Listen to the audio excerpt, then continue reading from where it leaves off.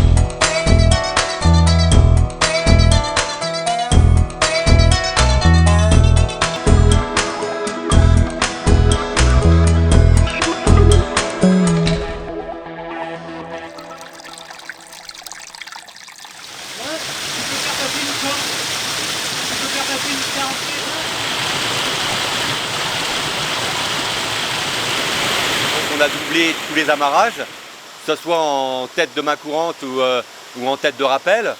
Ce qui est délicat, c'est bien choisir l'endroit où on place les amarrages. Il y a beaucoup de contraintes. Il faut minimiser les frottements.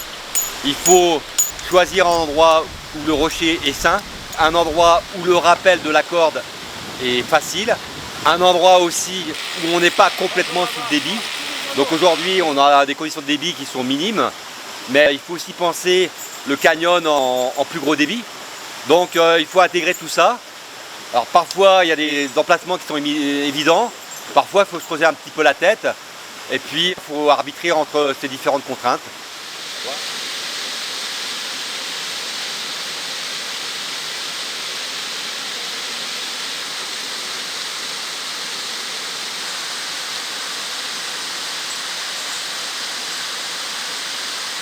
Au moins là on est content parce que ça ressemble, ça a l'air d'être vraiment de la première. Hein.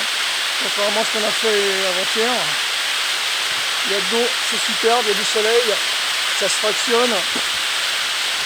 Bon, sympa, bien.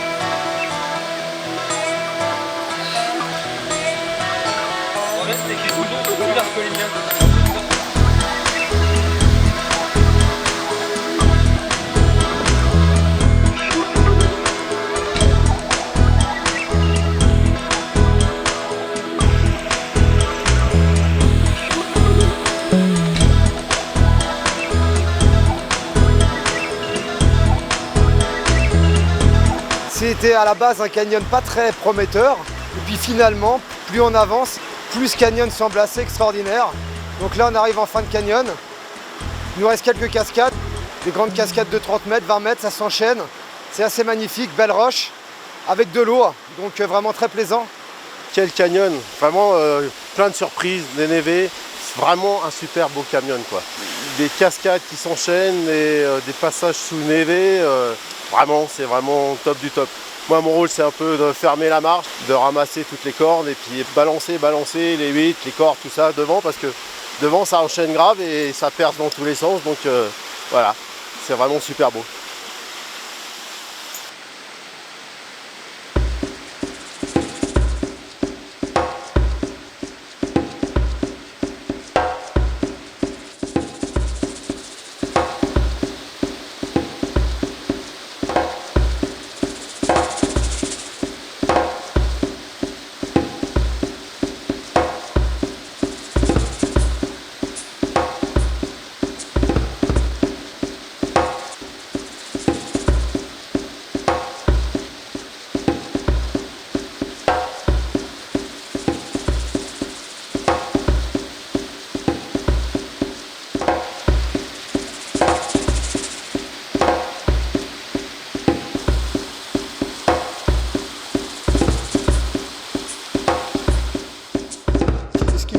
fait dans ce genre de descente, c'est le côté alpin. Bonne marche, tu arrives en montagne, tu as des beaux paysages, tu as de l'altitude. Souvent, c'est pas très encaissé. Ça peut être du ravin. Moi, ce qui me du plaît banal, beaucoup, ouais. c'est l'excitation de la découverte. Qu'est-ce qu'on va trouver? Le challenge, parce qu'on a ouvert Malo Ruego, il y a toujours une incertitude. Est-ce qu'on va arriver en bas? Alors là, on était blindé en amarrage, on était blindé en batterie, hein, on était blindé en corde. Et puis finalement, ce qui nous a posé problème, ce sont les forêts. Parce qu'on a baisé les forêts. Voilà. C'est marrant, Et si on avait baisé les forêts une demi-heure, une heure plus tôt, on aurait eu du mal à sortir.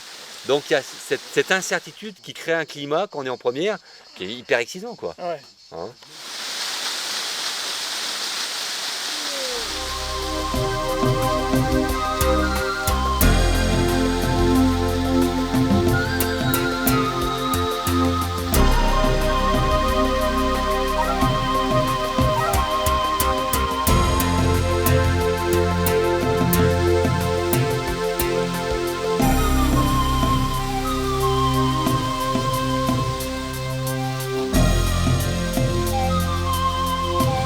Et pour le final, c'est vraiment très très beau.